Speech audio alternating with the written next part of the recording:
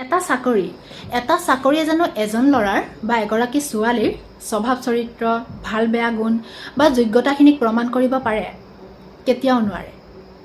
কিন্তু সমাজৰ কিছু সংখ্যক মানুহৰ বা আমাৰ আশে-পাশে থকা কিছু সংখ্যক মানুহৰ চিন্তাধাৰাৰ মতে এটা চাকৰিয়েহে এজন ল'ৰাৰ বা এগৰাকী ছোৱালীৰ স্বভাৱ চৰিত্ৰ, যোগ্যতা প্ৰমাণ কৰিব পাৰে।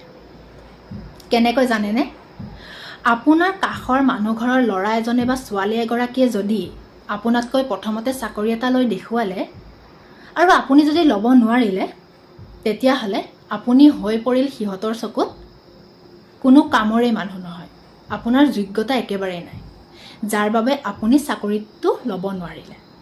কিন্তু এইটো কোনো নাভাবে যে আপুনিও যে কিমান কষ্ট কৰিহে বিফল হৈছে, আপুনিও যে দিন ৰাতি পঢ়ি কিমানখিনি কষ্ট কৰিহে বিফল হ'বলগীয়া হৈছে, সেইটো কিন্তু কোনো নাভাবে।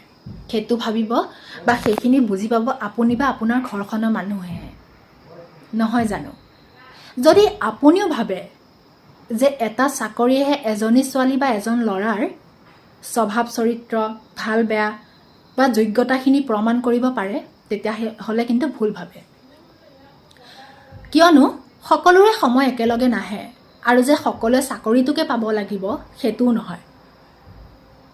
চাকৰি পোৱাজনতকৈ হয়তো চাকৰি নোপোৱাজনৰ যোগ্যতা বেছিহে বা তেওঁৰ টেলেণ্ট বেছিহে, সেইখিনি আপুনি প্ৰমাণ পাব সময়তহে। এটা চাকৰিৰ লগত কাকো তুলনা কৰি কাকো হতাশাত নুভোগাব। পাৰে যদি তেওঁক সাহস দিব।